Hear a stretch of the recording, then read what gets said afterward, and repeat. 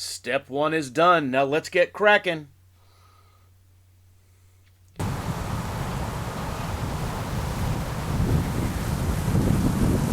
Hi everybody, Beanmeister22 here. Alright, so this is what the rocks look like before we gave them a good old tumble. You can see the total weight was just about 3 pounds. Not 3 pounds of rock, but 3 pounds total, and we're going to change that in our next tumble. Okay, so what we did is we did a quick tumble. Instead of going the 7 days or 8 days, we went 3 days, but at a fast speed. I went at 3 instead of number 1. So let's get this open. All right. That's a little snug. Ooh, there we go. All right, so there's been no leakage at all. Let's open this inner part of the lid and ooh, look at this. All right, so it's all frothy and bubbly. One of the things you're supposed to do is, they say every 12 to 24 hours, but I think that's too much. You're supposed to open it up and make sure you don't have pressure in there. How does it build pressure? Well, you're shaking it up, and if there is any trapped gases or air inside the rock, if it's a porous rock, it's going to release that and it's going to build pressure up. But I normally just burp it either once a day or once every 2 days. So we're going to empty the contents of this tumbler through the sieve, a strainer, because you don't want to lose anything important. And this is going to be a muddy mess, so we have a container, obviously, to catch this, because we're doing this inside. Otherwise, we do it outside in the yard.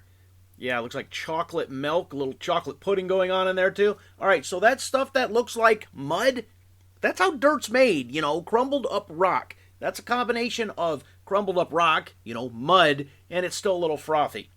So let's get everything out of here, and then we'll take a look and see what our 3-day tumble actually did. Remember, the purpose of step 1 is to smooth out the rough edges.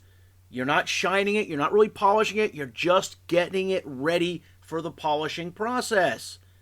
Oh wow, this is nice. Those blue rocks came out the green looks really cool. The tiger eye. Alright, so it looks pretty dang good, and especially there's a little rough stuff going on there.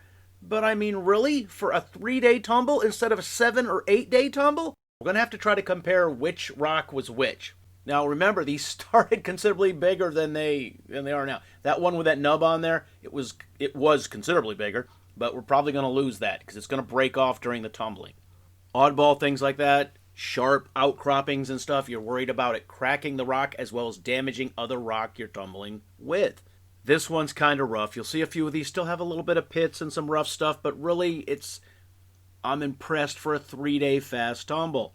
Remember, these look shiny here because they're wet. They haven't been polished yet. They've just been smoothed out and took care of the rough, sharp edges. I'm very happy with this, but you can definitely see these are a lot smaller than when they started. Yeah, a lot of cool looking rocks here. All right, so here they are dried off. See, they're not shiny anymore. Wow. Nice pattern. But you can see they are relatively smooth.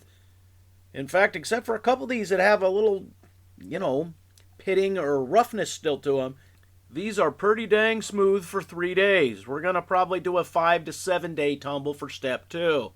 And yes, at the proper speed, the slowest speed, not that high speed whipping around that we just did for the last 3 days. And actually, it was a hair less than 3 days, so it was probably 2 3/4 days.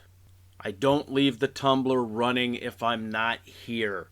Now, if I run out of the store, hey, that's fine. I'm gone 10, 15 minutes, okay. But I work long shifts, and I'm not going to have this thing running at home if nobody's going to be here to watch it. These are not set and forget. They can leak. They can catch fire. They're an electrical appliance with the potential to do some damage if it starts opening up and sprays this liquid everywhere. So, yeah. And I think some of these rocks will really look nice when we're done with the final polish. So before we wrap up here today, let's take a look at what's left in our strainer. See, there's chunks of rock, and they're kind of polished themselves. These are pieces that actually broke off from the bigger rocks and were big enough that they weren't pounded down into fine dust / sand / dirt / mud. A lot of slashes there, right? So that's what's left that didn't go through the strainer. Everything else, down there is mud, sand, the stuff. So these are little pieces of the rock that we just tumbled. It looks like we had a productive step 1, and in our next tumbling video, we will set this up for step 2. All right, leave your comments in the comment section. As always, thanks for watching.